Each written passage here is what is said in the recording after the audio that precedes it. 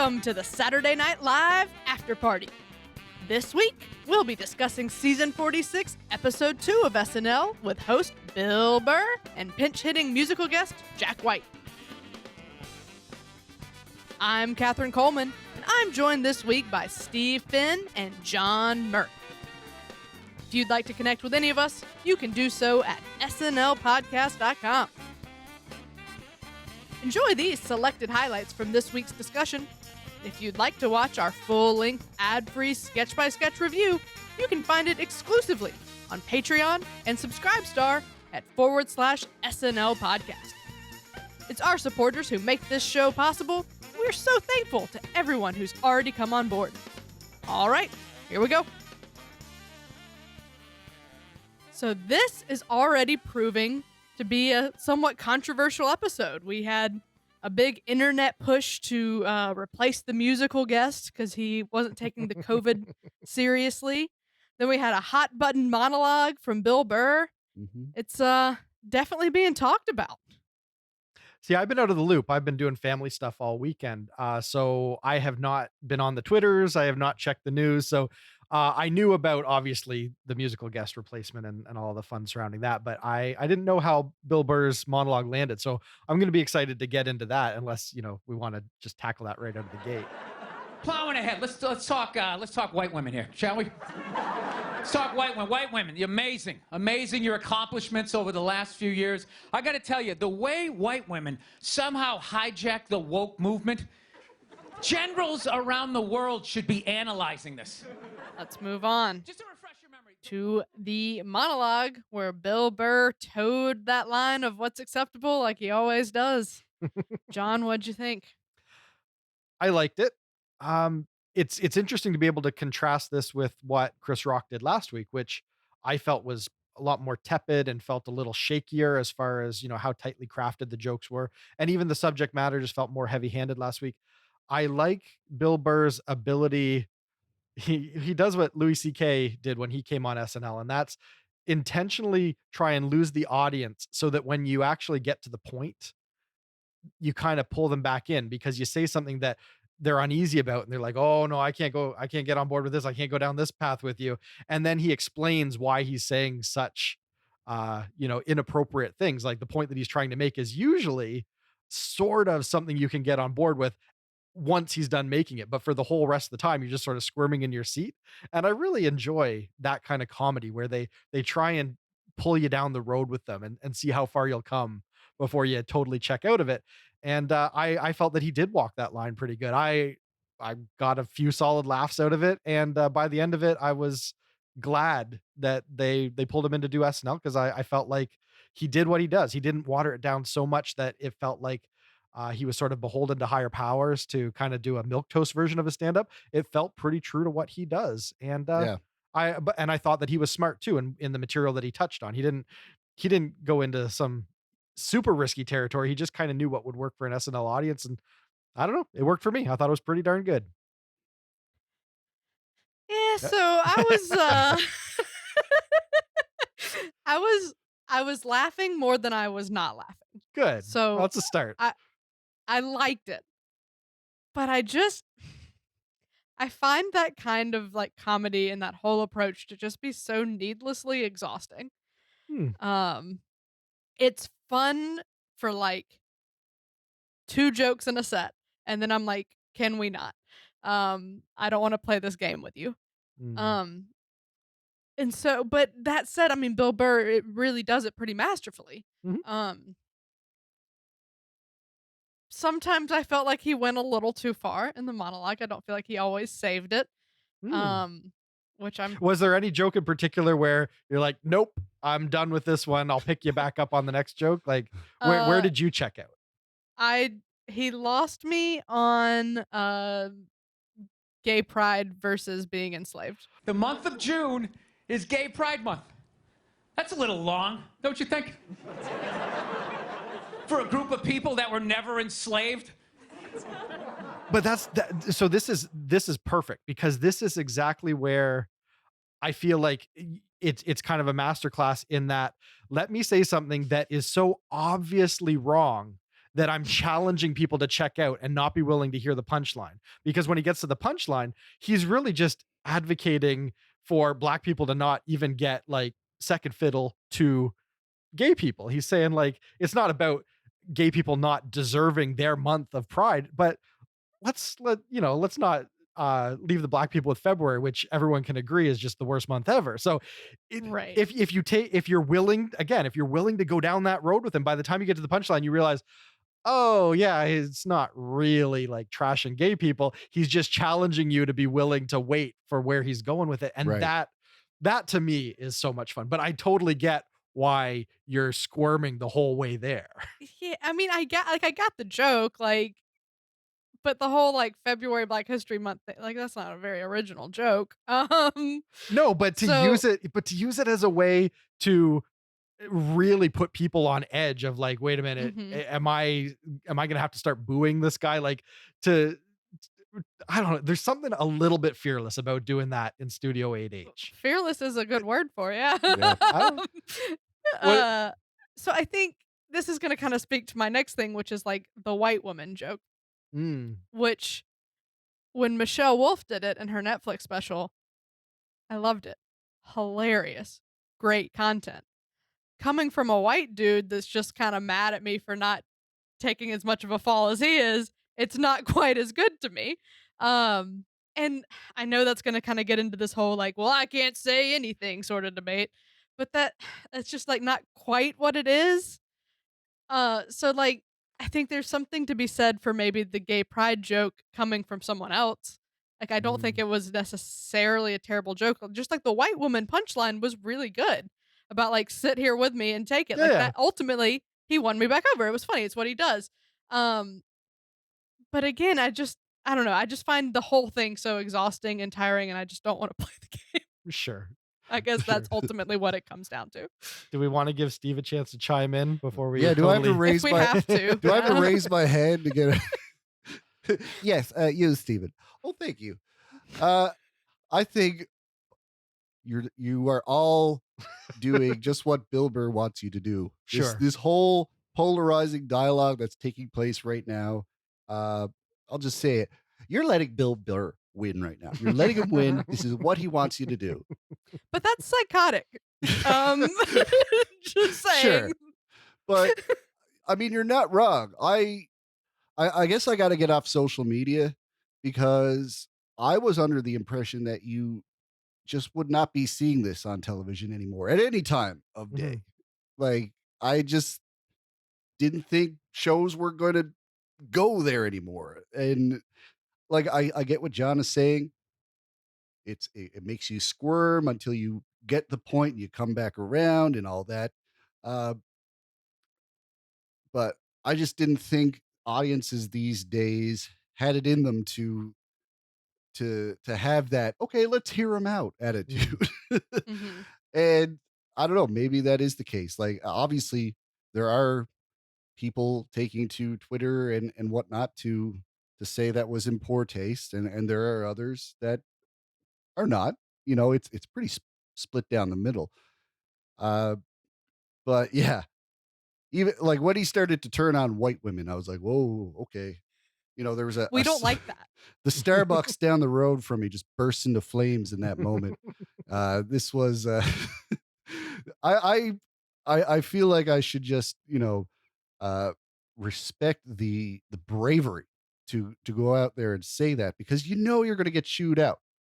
Mhm. Like even if it's generally well received, there are going to be people that don't take this kind of humor well. And yeah, it's not for some, and other people enjoy it. And I am just intrigued by the fact that SNL is still willing to put that controversial material on air.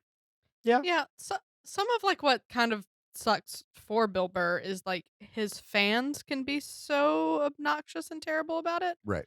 So like if I say I don't like a Bill Burr joke, like a lot of them are just like, "Oh, you're just triggered, you're offended." And I'm like, "Well, that's actually not quite it." But also like so like I think his fans don't necessarily do the best job of defending him or promoting him. Well, Bill Burr fans are not Bill Burr. Yeah. Bill I'm Burr aware. has a I'm very aware. special talent, and yeah, you, you really got to be good at what you do to even attempt to do this and not look like a total pig. Yeah. Mhm. And I mean, and he is good at it. Like I said, I mean, he does it masterfully, and it's definitely a well, like a crafted thing that is I probably wouldn't be able to do it. Probably I definitely wouldn't be able to do it. Um so for that, I mean, yeah, and that's what he does, and he does it really well. It's just not necessarily for me. Fair enough. Yeah. My my only other thought on the value of giving Bill Burr airtime on SNL is I feel like culture tends to sometimes swing a little too far in any one direction. Like we've had eras where conservative values have been overbearing to the point where they stifle culture and Mhm. create serious problems in society. And then things can swing, the pendulum can go to the other side, and it can go too far to the point where progressive ideals start to stifle culture Yeah, and creativity and art. And it's the left and when the right take turns with exactly. cancel culture. Sure, and it's often best when the pendulum is swinging and it's getting to one of those extremes that you have someone challenge people to ask themselves, is it really such a terrible thing for us to be able to goof on some of this stuff? Like, do we really have to take all of this so seriously and assume that it's something that needs to be offensive and something that needs to be divisive? Because ultimately, what happens is when people invest in the ideas that there is so much separating us and so much, terrible things between us that are just irreconcilable. Eventually, culture gets to a point where people start rioting. Yeah. And sometimes I think it's almost, and I don't want to just like, you know, uh, read way too much importance into comedy, but sometimes I think it's important for comedy or art or whatever it is to challenge people to ask themselves, do we really need to look at things in such stark black and white, good, bad, evil, versus righteousness terms, or is there a chance to just be a little bit human and pull back and laugh together? Mhm. And as much as people might say that Bill Burr is divisive, I think that challenging the extremes of culture on either side often actually tempers things and leads to a bit more progress than the extremes will offer.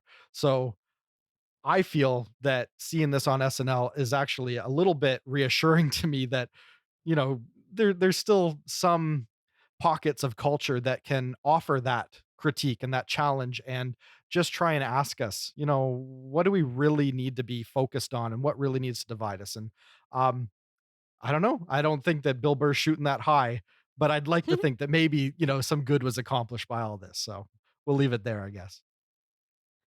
All right, well, let's get into our first sketch then. Uh, We are all we have, you see. We only see each other every day. Things get repeated. Our brains get We confused. don't have a deck. We don't have outdoor lights. Jeannie and Don's brains have gotten confused from the isolation of this noon normal. Steve, how'd you feel about it? It's it's a true to life sketch, and I don't care what your name is, you get thoroughly embarrassed when you realize that you've had this gap in general knowledge, and you could have an IQ of 1,000 and it'll still happen to you. So this is great. The internalized embarrassment and anger is turned outwards in this sketch from from our I guess isolated couple that have been in a bubble too long. So I think this was a really great premise to go with. Yeah, this was a fun sketch. Nothing heavy to it. Nothing no real like intellectual like comedy value to it. It was just a simple fun sketch, and I love that about it.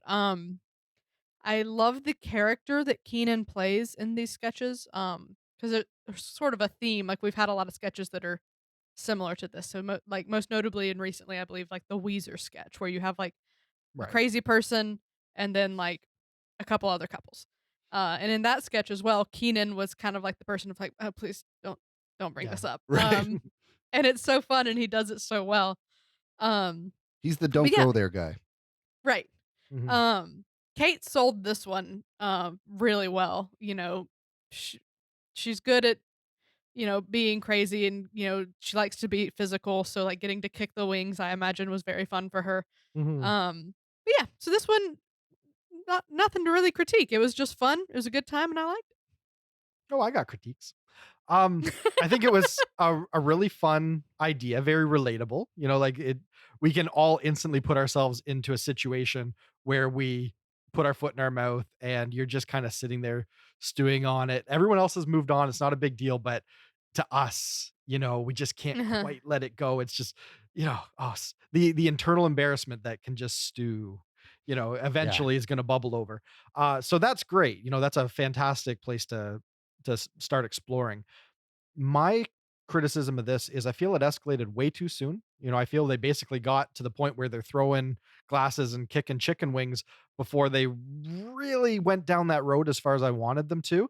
And then once they did that, I don't feel they had anywhere to go. They just basically had to sort of like mea culpa, and everyone had to reassure them. And then, there really wasn't much else to it. So I feel like maybe just structurally I think this was maybe paced a little odd, or maybe there was a second beat to that joke before maybe they got to the point where they're really wigging out and it's all coming to a head. Like if Will Ferrell was doing the sketch, I feel like he could have stewed in his juices for another minute and milked some screen time, and like, Hmm. really like they could have just got close on him and you just see you kind of just see it bubbling over. And so like I think there was some ways to draw out this comedy a bit more than what they did. Yeah. If stewing is what you're after, maybe Heidi would have been a great choice as the Mm, the wife as opposed to Kate. possibly. Because when it comes to stewing, I think Heidi is the crock pot of the cast. Sure. She's You're not going to sell Catherine on cutting Kate from a sketch. So I can tell that you're speaking some controversial ideas right now, Steve. But sure, I'm always but game to see Heidi in a role that allows her to kind of dig deep and just sort of simmer and let the performance kind of come out of her face a bit more rather than right. in the dialogue. So interestingly, you could easily sell me on replacing Kate McKinnon in this Okay. sketch. Really? In a Okay. in a weird Ooh, turn of events, this was one where I think she did a great job. Like I said, she sold it. She simultaneously made the sketch for me, but I'm also willing to see someone else in it because she also did that thing where she was just breaking just a little bit the whole Mm, time. Um, yeah. See, I had some and thoughts on that in one of our earlier casts. yeah, Where I was saying, she's so late in her tenure that maybe right, she doesn't feel like she really has to work as hard in these sketches. And yeah, so exactly. maybe you're picking up on a bit of that.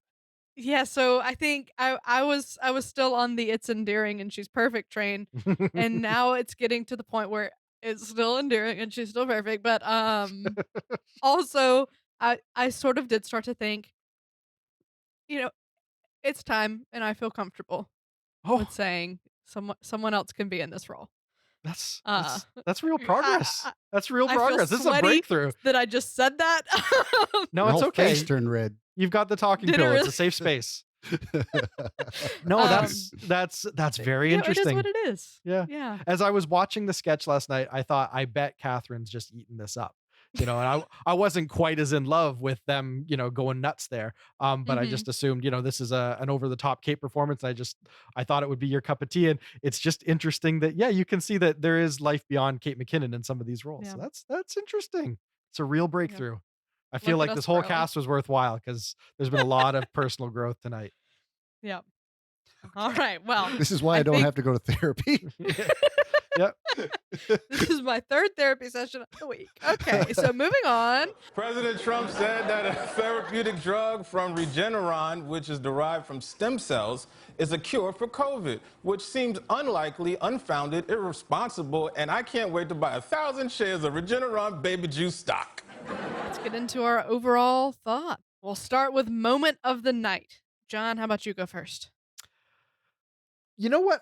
I'm gonna give it to one of Che's jokes. I think it's either Che impregnating the daughters of important white people, or it's Che not reveling in Trump potentially dying. President Trump claimed to have survived the coronavirus. Yay. I'm not going to say I'm disappointed, but it kind of feels like when there's a car crash and the only survivor is the drunk driver. It's one of those two. But just to, you know, the overall idea here is that I think Che had some really solid zingers in their opening salvo. So my moment is when Che got his moment to really, land a couple serious blows there. Yeah, that'll take it for me. Hmm. All right. I'm going to give it to Kate, Kate, are you okay?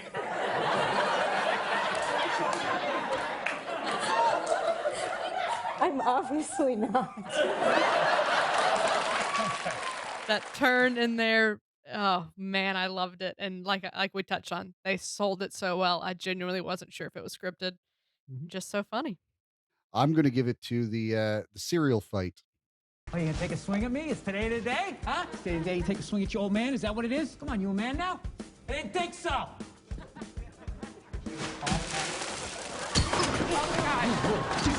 This was this was a really fun moment. I enjoyed it and thought, this was probably the most raw thing we saw on the show. This was only funny in the context that it was presented in. Like if you saw this in your supermarket, you'd probably call the police. Uh, Well, I think I'm probably know where this is going to go then. Steve, what do you Mm. think the best sketch was? Best sketch. I mean, I had my problems with it, but Sam Adams, I think, would be probably the sketch of the night, even if Dunkin' Donuts might have taken some of the originality out of it. But, you know, it's not like SNL invented making fun of people from Boston. So John, what was your best sketch? Uh, Maybe predictable, but I'm gonna go with Jostin Che's opening salvo. I just I thought they performed the heck out of that material. It was biting, and it was just such a marked improvement over what they did last week that I really gotta applaud, them catching their stride this early in the season, and I just hope we get a lot more of it. Yeah. I'm going to give it to Doctor We Notice. Yeah. Uh, Yeah. good. I know that you're not shocked. Mhm. um, that was not to totally give away the ranking, but I mean, that's what saved the episode for me. Everything else to me was middle of the road. Mm. Um, and that delighted me. So yeah. Steve, who's your MVP? Oh, MVP. Uh, I think Bill Burr, uh, with his great monologue and his performances in Sam Adams and The Blitz. I think he showed a lot of comedic range that I knew he had it because I'm a big Bill Burr fan, and I I didn't really have to rack my brain to think about how Bill Burr would work in SNL because I really did see a lot of potential there. And, you know, due to my complete lack of surprise, he pulled it off and did a really great job. Good. Bill was definitely a far more present host than Chris Rock ended up being. Mhm. I don't know That's true. what the reasoning was, if maybe I think we had more live sketches, so that might have something to do with it. Mhm. But he was definitely in there a lot, so I think that's a very fair call to give it to him, and he did good with what he had. You're gonna be shocked, but I'm gonna give it to Kate. What? bec- because like I said, Doctor We Notice killed me, and even in that sketch, the new normal sketch, where I said I would be fine with you replacing her, she at the same time was the highlight of it for me. Mhm. So I need to go back to therapy to figure out what's going on with that. But yeah, so I think she was there and she was really selling the material that she had. And yeah, I just having fun with Kate tonight. So, John? Maya Rudolph. Oh, Her her Kamala Harris is super dialed in now. It's the most potent impression we have on the show right now. Um, Honestly, I think she's upstaging Kerry as Biden. You know, he's a big presence, but Yeah. I'm not left thinking at all about what he brought to the screen compared to what I was, picking up from what Maya was doing. Yeah. Kamala is definitely outshining Mhm. Yeah, I Biden think so. in the Yeah. SNL universe for sure. So let's rate the whole show on a scale of classic, great, decent, weak, or train wreck. How would you rate this episode? This was a big step forward from the premiere. It had a lot of middling material, but I think it gained some steam in the back half. I think Weekend Update really kind of put some wind in the sails. And I definitely like the material in the back half. I like the musical guest. We had a way more bonkers cold open than last week. So even if it wasn't even or, structurally sound, it certainly was more interesting to watch, the places that they went Mhm. with the fly and all that. So, uh, and I thought the monologue was more inspired than last week. So this had a lot more working for it than last week. If it wasn't just for some very middle of the road live sketch fare, I think we may have been flirting with a great episode. But as it stands, it was just uneven enough for me to think, yeah, no, this settles out in the decent range. Yeah, I thought this one was definitely way better than the premiere, Mhm. but still just by definition of how I ranked every sketch a decent episode. Hmm. Yeah. There was nothing to get it above that for me. Yeah. So from previous the previous week's episode, John's gone from a weak to a decent, and I was giving it a decent last week, but I think I jumped the same distance as John did. John was leaning on the fence with his weak rating. I've kind of uh switched to leaning on the other fence on the better side of decent. Now I'm getting closer to giving these episodes a great. So I am progressing, even though my rating is remaining at a decent. It's a it's a decent plus as opposed to a decent minus. So yeah, Yeah, no, I agree. Like and it had some things that definitely bring it higher up in that decent category. Like, regardless of my feelings on it, it had a strong monologue. Mhm. It had a very strong weekend update with at least one very good feature. Um, yeah, everything else was so middle of the road for me that I can't give it above decent. Yeah, that's exactly Yeah. right. It definitely reached greater heights than last week, but we still don't have like a Yeah. really even solid episode that you can just say is an unequivocal win. So yeah, I think we're all saying the same Yeah. thing. Yeah, Yeah. it's progress. There we go. Well, that's a wrap. Thanks to Steve Finn and John Murray. And thanks as well to our most generous patrons, Sam Bowers, Neil Weinstein, Justin Gardner, Carissa Eubank, and Brian Clark. If you're enjoying our show, please subscribe on YouTube or wherever better podcasts can be found. Your subscription helps us grow, and your support is greatly appreciated. We'll be back in 1 week when SNL returns with first-time host Issa Rae and musical guest Justin Bieber. But until then, this has been episode number 117 of the Saturday Night Live Afterparty podcast. I'm Katherine Coleman. That's my story, and I'm sticking to it.